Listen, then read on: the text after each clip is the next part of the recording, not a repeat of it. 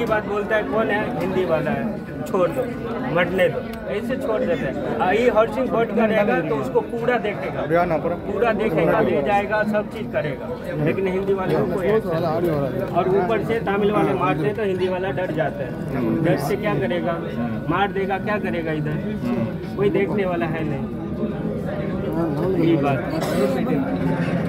नहीं, ठीक है, ये सारी जानकारी ही हम लेने आए हैं। हमारे पास और भी कई जानकारियाँ आई हैं। ये 4-5 दिन पहले आए थे, कौन लालू यादव का नेता तेजस्वी यादव और यूपी का वो है क्या अखिलेश यादव, क्या करके गए, क्या करके गए, पूछे जन्मदिन के लिए आए थे। हाँ, केक काट करके गए और क्या दूसरा क्या पूछे, हिंदी वाले को उससे पहले से हो रहा है तो कोई एक्शन तो लेना चाहिए, पूछना चाहिए, कोई बिहारी भाई से बात करना चाहिए, क्या हुआ नहीं हुआ, कुछ भी नहीं, आए गए, मतलब क्या है मामू, कोई मतलब नहीं है भैया। जो काम है वो तो किया ही नहीं, नाम से आए और चले गए, क्या मतलब, ऐसे कुछ भी नहीं है भैया। मेरे को कल न्यूज़ आ गई कि आप आ रहे हैं, मेरा दोस्त आपके पापा के साथ भी है और आपके साथ भी मिले हैं, इसके लिए मेरे को कल ही न्यूज़ आ गया। मैं फ़ोन कितने बार किया, मैं खुद आज ड्यूटी छोड़ के आया हूँ।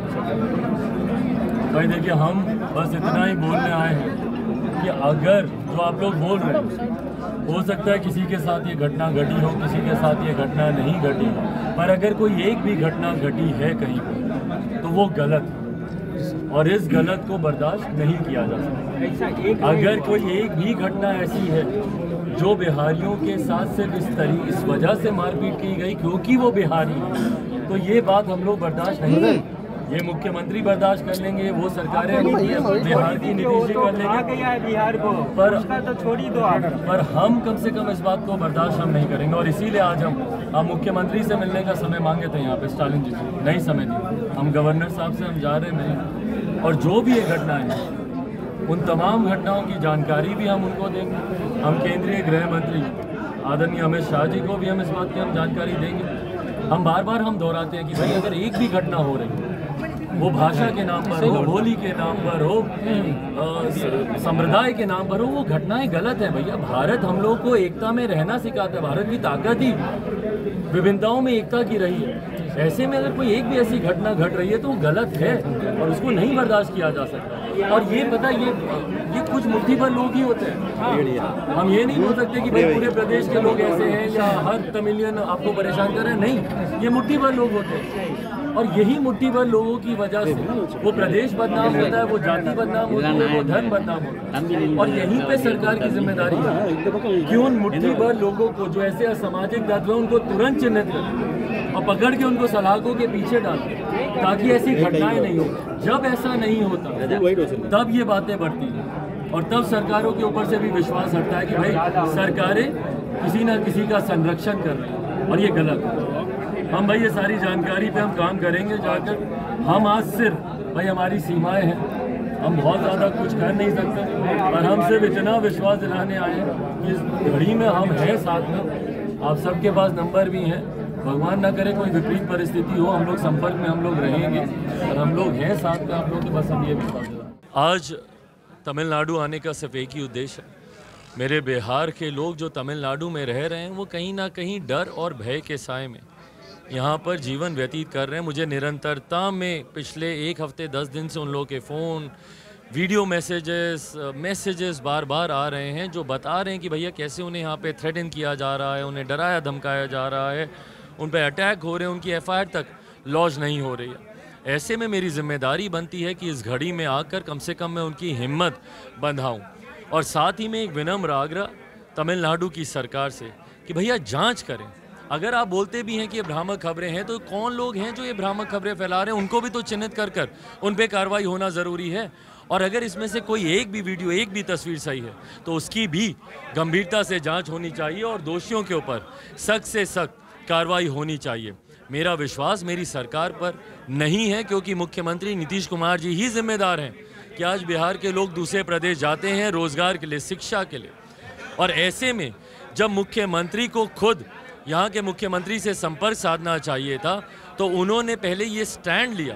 बिहार सरकार विधानसभा में खड़े होकर बोलती है कि भैया ये भ्रामक खबरें और उसके बाद आप एक जांच दल भेजते हैं, तो कैसे कोई विश्वास करे कि भाई सरकार ने पहले एक स्टैंड ले लिया और उसके बाद आप जांच दल भेज रहे हैं, तो कहीं ना कहीं वो जांच दल भी उन्हीं बातों को दोहराएगा जो स्टैंड आप बिहार की विधानसभा में ले चुके हैं। मेरा विश्वास उन बिहारियों पर है जो कहीं ना कहीं मदद की गुहार लगा रहे हैं। आज मैं महामहिम राज्यपाल जी से भी थोड़ी देर में मेरी उनसे मुलाकात होगी और उनसे भी मैं यही आग्रह करूँगा कि जल्द से जल्द इसकी जांच हो और जो भी दोषी हैं, भले वो भ्रामक खबरों फैलाने को लेकर हो और या फिर इन घटनाओं को अंजाम देने को लेकर हो, उनके ऊपर कार्रवाई होनी चाहिए। Any obligation for employee side, workers side, Tamil Nadu government or Bihar government, any obligation?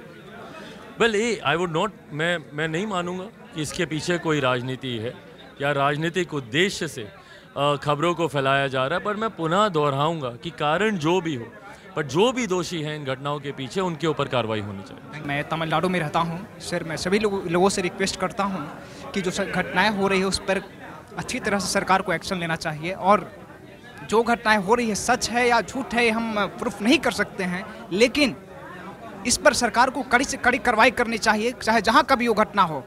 मैं सभी लोगों से रिक्वेस्ट कर रहा हूं, बिहार, झारखंड, उत्तर यूपी, कहीं से भी, कोई जगह से भी, किसी भी हिंदी भाषी जो लोग हैं उन लोगों को ये जो गवर्नमेंट है उसको अच्छी तरह से एक्शन लेनी चाहिए। यहाँ पर लोगों को रिस्पेक्ट नहीं दिया जाता है, दिस इज मेन रीज़न है। लोगों को कंपनी में काम करवाया जाता है, मारपीट करके काम करवाया जाता है। साथियों, ये लोगों पर ध्यान देने की ज़रूरत है और सरकार को एक्शन लेने की आवश्यकता है इस पर। तो हम यही से अपनी सरकार और गवर्नमेंट से रिक्वेस्ट करना चाहते हैं कि आप एक्शन लें। लोगों को जो वीडियो आ रही है फेक या फिर सही है, उस पर जांच होनी चाहिए, जांच का विषय है सर। तो मैं इतना ही बोल सकता हूँ अभी। अगर ये खबर झूठी है तो तमिलनाडु गवर्नमेंट के द्वारा हेल्पलाइन नंबर जारी क्यों किया गया? अगर कोई शक है तभी तो इसमें जारी किया गया। बिना धुआं उठले आग नहीं जलता है, इसलिए दाल में तो काला है, इसलिए सीबीआई और केंद्र स्तर के जांच यहाँ पर होना चाहिए। और कोई भी नॉर्थ इंडियन पीपुल्स को यहाँ पे सुरक्षा कवर कराया जाए, नहीं तो ऐसे यहाँ पर कैसे होगा? All are Indians, we are combined ना, all are doing same work ना। There Tamil Nadu government also revenue came, so don't do this type violence.